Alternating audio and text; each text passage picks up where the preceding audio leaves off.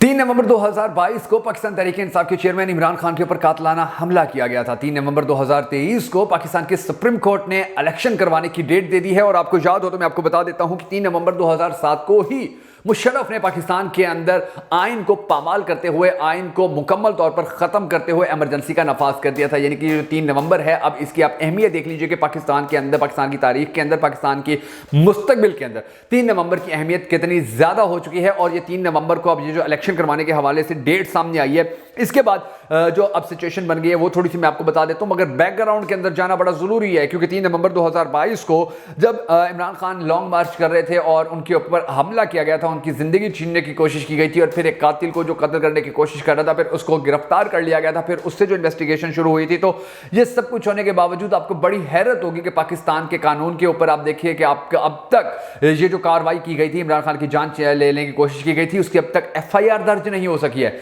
मुकदमा दर्ज नहीं हो सका है आज तक उस हमले का, जो हमला इमरान खान के ऊपर किया गया था। और फिर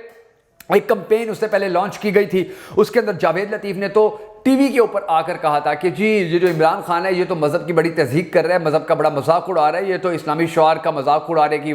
कोशिशें कर रहा है, और पाकिस्तानी अवाम जो है वो मज़हब के हवाले से बड़ी सेंसिटिव है, किसी भी वक्त इसको कुछ हो सकता है। और इससे पहले मरियम बीबी जो थी वो भी कहती रही थी कि इस फितने को ख़त्म करना होगा।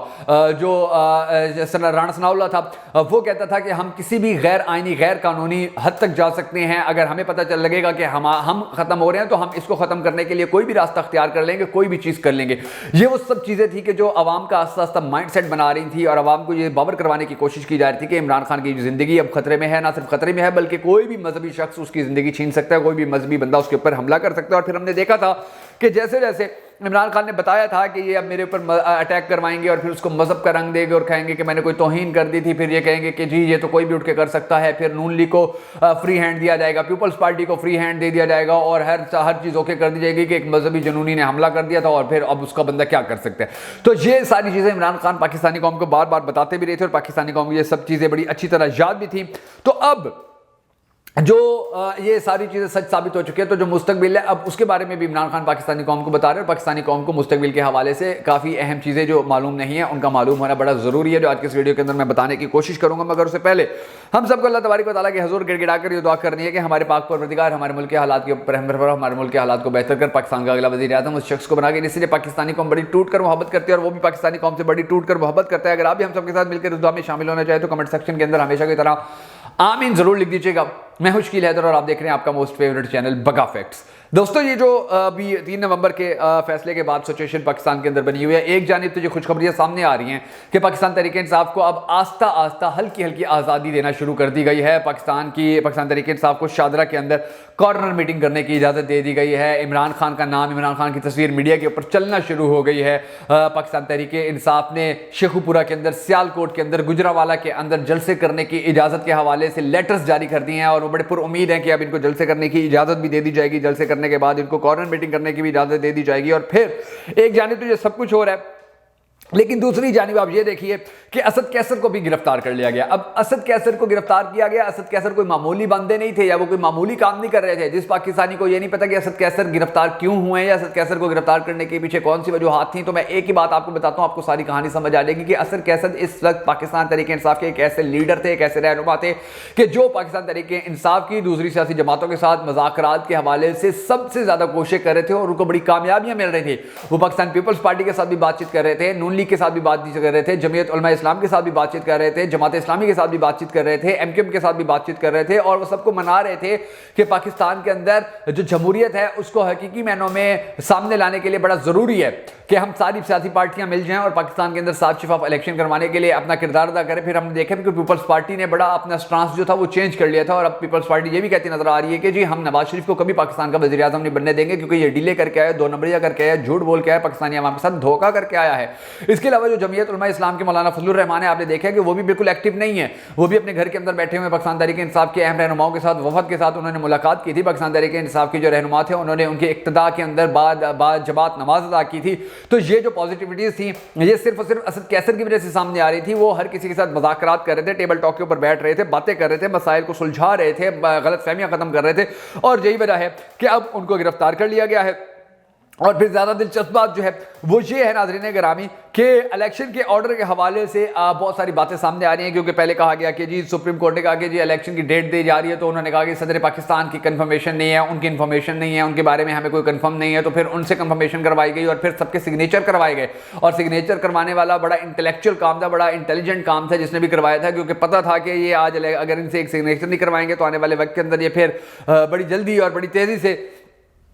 یہ کہنا شروع کر دیں گے کہ الیکشن تو ہماری مرضی سے نہیں ہوا تھا، الیکشن کا تو ہم ابھی انتظار کرنا چاہتے ہیں۔ جیسے نون لیگ کا وتیرہ ہے، نون لیگ جب بھی ہارنے لگتی ہے تو وہ یہی کہہ دیتے ہیں کہ جی ابھی تو ہم تیار نہیں تھے، ہمارے ساتھ دھاندلی ہو گئی، ہمارے ساتھ دو نمبری ہو گئی، کیونکہ یہ بیسیکلی دیکھیں جو انسان برا ہوتا ہے نا،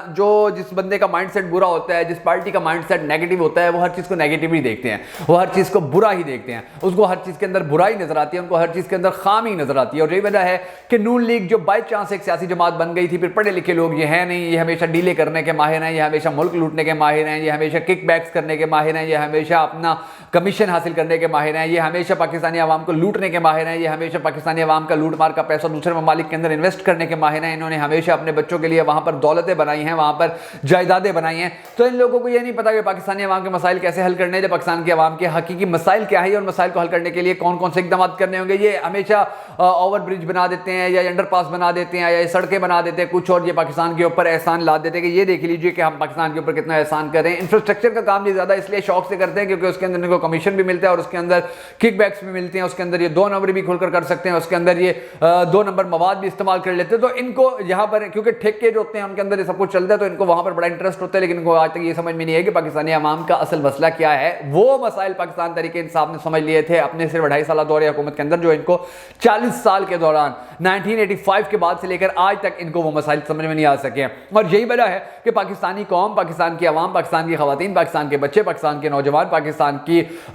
یوتھ صرف اور صرف عمران خان کے ساتھ کھڑے ہوئے اور پاکستان تحریک انصاف کے ساتھ کھڑے ہوئے ہیں، کیونکہ ان کو بڑی اچھی طرح یہ بات نظر آ گئی تھی کہ پاکستان کے اندر اگر کوئی مسائل حل کرنے کی اہلیت رکھتا ہے، کوئی قابلیت رکھتا ہے تو پاکستان تحریک انصاف ہے، اور اس کے علاوہ ان کے بس کی یہ بات ہی نہیں ہے ان کا، کیونکہ آج تک مائنڈ سیٹ ہی نہیں بنا، ان کا کوئی نظریہ ہی نہیں ہے، کوئی سوچ ہی نہیں ہے، تو یہ نہیں جانتے کہ پاکستان کے مسائل کس طرح سے حل کرنے ہیں۔ اور پھر انہی وجوہات کی بنا کے اوپر عمران خان کو بھی یہ بات بڑی اچھی طرح پتا تھی کہ پاکستانی قوم اس کی بات سمجھ چکی ہے، مان چکی ہے، ایکسیپٹ کر چکی ہے، اس نے کوئی ڈیل نہیں کی، اس نے کوئی سمجھوتا نہیں کیا، وہ جھکا نہیں ہے، وہ بکا نہیں ہے، اس نے کسی کے ساتھ کمپرومائز نہیں کیا ہے، اس نے کسی کے ساتھ کوئی سمجھوتا نہیں کیا ہے، اور یہی چیز اب اس کو فائدہ دینا شروع ہو گئی ہے۔ اب پاکستان تحریک انصاف کو مختلف علاقوں کے اندر جلسے جلوس کرنے کی بھی اجازت ملتی نظر آ رہی ہے۔ اب پاکستان تحریک انصاف مستقبل کے حوالے سے بڑے بڑے اعلانات کرتی نظر آ رہی ہے۔ اب پاکستان تحریک انصاف کو جو امید لگ چکی ہے کہ وہ آنے والے الیکشن کے اندر پارٹیسپیٹ کریں گے، کیونکہ election commission, chief election commissioner نے تو بڑے کھل کر کہا ہے کہ جی عمران خان اور پاکستان تحریک انصاف جو ہے وہ مایوسی کا شکار نہ ہو، بلے کا نشان ہر صورت بیلٹ پیپر کے اوپر ہوگا۔ اور یہی وجہ ہے کہ پاکستان کے اندر اب پاکستان تحریک انصاف کے جو کارکنان ہیں بڑے پرجوش بھی ہو رہے ہیں،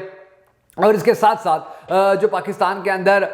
بلے کے اوپر ٹھپا لگانے کے حوالے سے بات چیت کی جا رہی ہے، تو کوئی بھی اینکر پرسن، کوئی بھی میڈیا کا بندہ، سوشل میڈیا کے ایکٹیوسٹ بڑے فیلڈ کے اندر پھر رہے ہیں، اور وہ جب بھی 10 لوگوں سے اگر وہ پوچھتے ہیں کہ آپ کس کو ووٹ دیں گے تو 8 اس میں سے پاکستان تحریک انصاف کے ہوتے ہیں، 50 لوگوں سے پوچھتے ہیں کہ آپ کس کو ووٹ دو گے تو 48 جو ہوتے ہیں وہ پاکستان تحریک انصاف کے ہوتے ہیں۔ تو یہ جو سچویشن چل رہی ہے، اس سچویشن کے اندر اگر بلے کے نشان کو اجازت دے دی جاتی ہے، اور آج وہ وقت ہے، آج وہ زمانہ آ چکا ہے کہ عمران خان کھمبے کو بھی ٹکٹ دے دے گا تو وہ کھمبا بھی جیت جائے گا، اور یہ اپنی ساری دولتیں، یہ اپنا سارا پیسہ، اپنی ساری شہرتیں، یہ اپنی ساری سازشیں، اپنی ساری کاروائیاں، اپنی ساری دو نمبریاں، اپنے سارے